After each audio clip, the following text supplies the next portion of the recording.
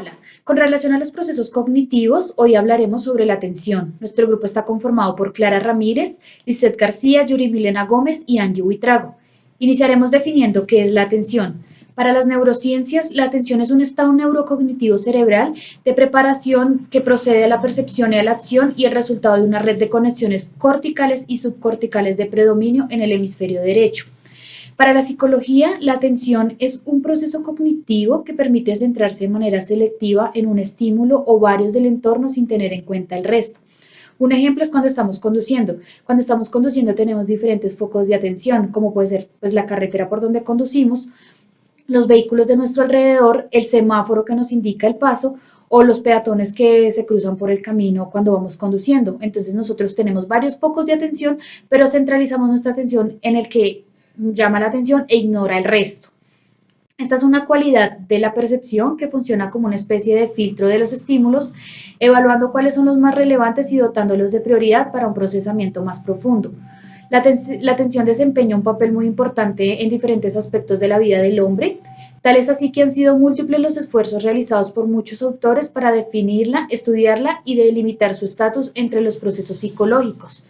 La atención tiene un proceso, entonces el proceso de atención es inicialmente tener una captación de información, después hace un proceso selectivo que básicamente es seleccionar la presencia de los otros estímulos, un proceso de distribución que es entender varias cosas a la vez, el proceso de mantenimiento o sostenimiento que es mantener la atención durante un tiempo amplio. Diversos autores definen como un proceso y señalan que la atención presenta fases entre las que podemos destacar la fase de orientación, selección y sostenimiento de la misma. Para Reartegui, autor de En el año 1999, señala que la atención es un proceso discriminativo y complejo que acompaña todo el procesamiento cognitivo. Además es el responsable de filtrar información e ir asignando los recursos para permitir la adaptación interna del organismo en relación a las demandas externas.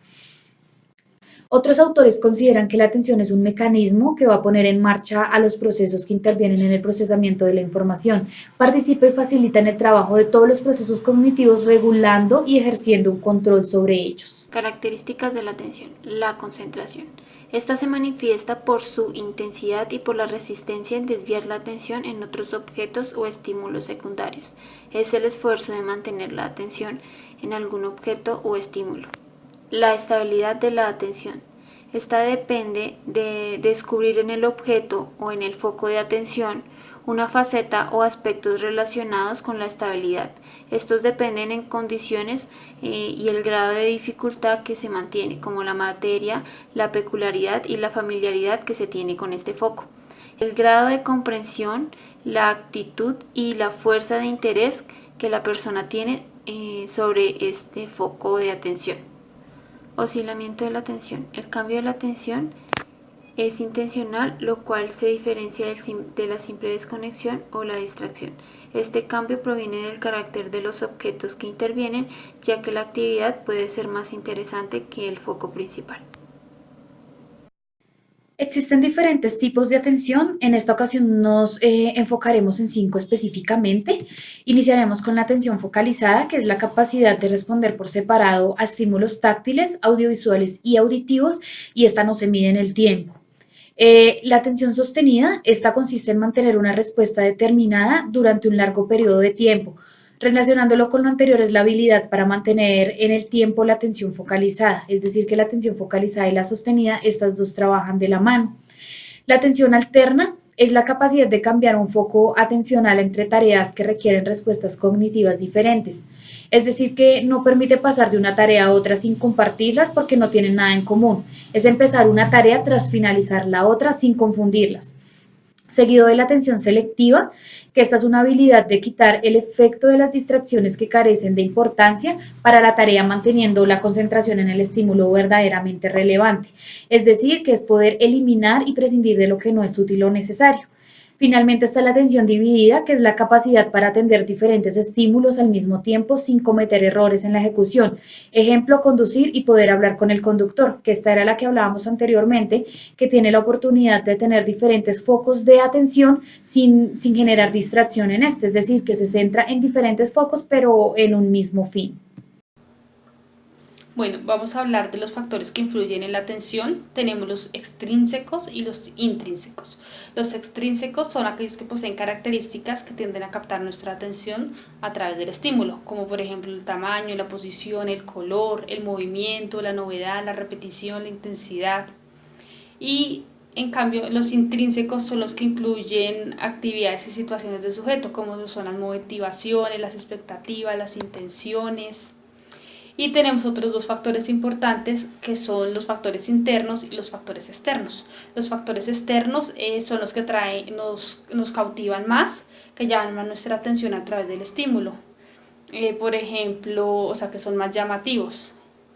Por ejemplo, en el caso de los niños, de los bebés, ellos tienden, o sea, lo que más tiende a llamar su atención es las cosas estructuradas y organizadas. Por ejemplo, algo desorganizado para ellos no llama la atención. A ellos también les gusta algo pues que ellos quieran, con lo que ellos quieran jugar y con lo que quieran actuar. Es por ejemplo que si un niño te pide una tarea de matemáticas, él va a jugar con eso y para él va a ser algo lúdico y algo activo, ya que él fue quien lo solicitó.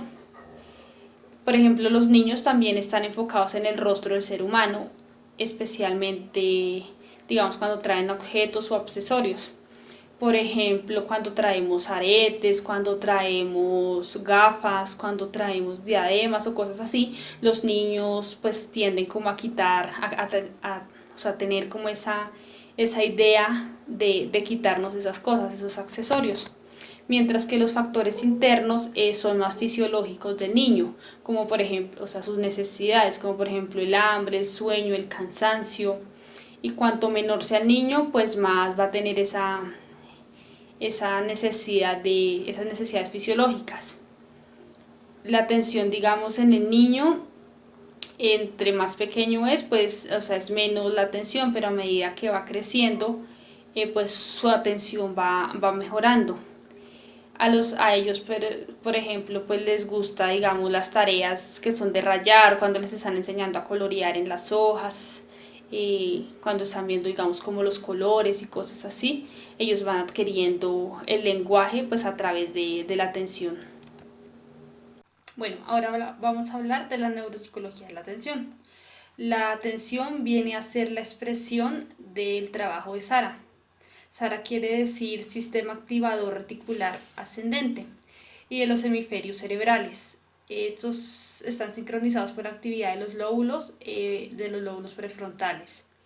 El sistema activador reticular, con sus fibras ascendentes y descendentes, constituye un aparato neurofisiológico y este manifiesta una de las formas de reflejo señaladas inicialmente por Pavlov y luego por Luria. Es conocida como el reflejo de orientación o la respuesta de orientación.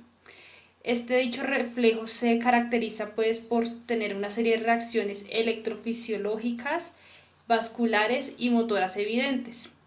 Por ejemplo, como la vuelta de los ojos, la vuelta de la cabeza, digamos hacia un lado, digamos donde se halla como un nuevo objeto, las reacciones de alerta, de escucha, las alteraciones de la respiración, el ritmo cardíaco también se ve alterado, la disminución o cese de las actividades y demás.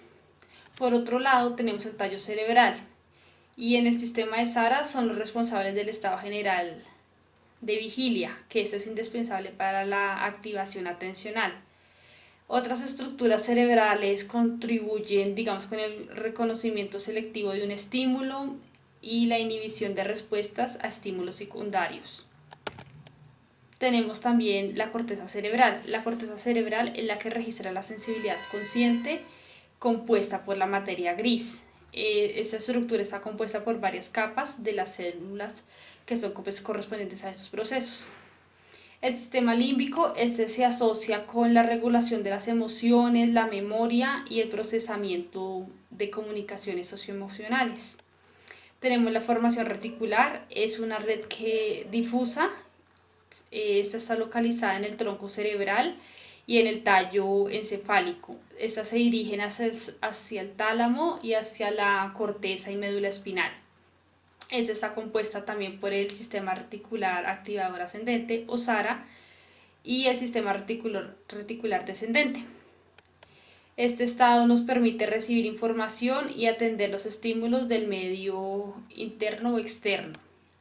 También tenemos las llamadas neuronas o células de la atención. Estas son aquellas que se encuentran en el hipocampo y los ganglios basales. También participa en la atención el sistema endocrino. Este sistema coordina pues varias hormonas en relación con la dopamina y la noradrenalina. Estas juegan un papel importante en la atención y en la concentración. La serotonina inhibe y disminuye nuestro sistema y estado de alerta. En el modelo de filtro rígido de Broadbent, nosotros los humanos procesamos la información consecutivamente en oposición a procesarla simultáneamente. También tenemos que en esta teoría el filtro encuentra su posición entre la memoria a corto plazo y la memoria sensorial. Este se encarga de llevar esta información, la información más importante y relevante, y de desechar la información menos importante para nosotros. Este filtro se encuentra moldeado en función de las circunstancias del sujeto, la frecuencia de los estímulos y la motivación del sujeto. En el filtro atenuado de Triesman, cuando los mensajes llegan simultáneamente, uno de ellos es atendido mientras que el otro es procesado secundariamente. Los estímulos son analizados en los receptores sensoriales en función a sus rasgos, pasan por el filtro, se interpretan los mensajes, los estímulos relevantes y pasan a la memoria de corto plazo. Dentro de la atención podemos encontrar diferentes patologías, dentro de las cuales las más comunes son trastorno de déficit de la atención, hiperactividad e impulsividad. El déficit de atención es un desequilibrio químico de ciertas sustancias cerebrales que están encargadas de la atención y de la actividad. Por otra parte, la hiperactividad es un trastorno de la conducta que se caracteriza por actividad cambiante, actividad constante, dificultad de la atención y comportamiento cambiante. Por último, la impulsividad o la conducta impulsiva es un mecanismo el cual no permite que la persona reflexione las acciones que va a llevar a cabo. Por ende, la persona no tiene la firmeza o no tiene. Existen diferentes ejercicios para la atención que nos permiten mejorar la capacidad mental de los niños, adolescentes, adultos y personas mayores. En este caso, mostraremos 3 ejercicios que nos permiten mejorar la capacidad de atención. El que vamos a mostrar a continuación, por ejemplo, que es mediante una figura en la que se muestra donde vemos el conjunto de estímulos distintos, letras, vocales, letras consonantes, números pares y números impares. El ejercicio consistiría en encontrar lo más rápido posible todas las letras T que contenga la figura. Otro también podría ser todos los números 4 que contenga la figura y todas las letras K que contenga la imagen. Ese podría ser un ejercicio para mejorar nuestra capacidad de atención. Otro ejercicio que distingue estímulos muy similares es el ejercicio de comparar, porque no solo estás aprendiendo a seleccionar adecuadamente los estímulos con los que quieres prestar atención y al aportar todos aquellos que sean distintos, sino que estarías aprendiendo a focalizar tu atención sobre los detalles del estímulos diana. Entonces lo que nos muestra esta imagen es a buscar las diferencias. Entonces tú tienes 2 imágenes, 2 dibujos que son prácticamente idénticos, pero tienes que encontrar qué diferencias existen entre la una y la otra porque siempre hay unos pequeños detalles que diferencian. Y como un tercer ejemplo, vamos a trabajar sobre una tabla donde vamos a realizar una tarea. Si nos fijamos en la primera línea de esta imagen, el número 82325 está repetido solo una vez en la tercera columna, pero los demás tienen números parecidos. El 8 y el 2 están en todas las columnas, el 3 en la segunda y tercera y cuarta. Si realizamos esta tarea de la misma forma que podemos escuchar a nuestro compañero de trabajo sin fijarnos en el exceso en sus palabras, nos podríamos equivocar y marcar otro número. En cambio, si realizamos un mayor esfuerzo de concentración, lo haremos correctamente. Ustedes al intentar hacer este ejercicio, en el primer caso van a ver que las tres columnas son iguales, pero cuando el foco de atención se centra específicamente en cada número de cada columna, van a encontrar las diferencias. Entonces, básicamente estos son los tres ejemplos que queremos mostrar sobre la atención.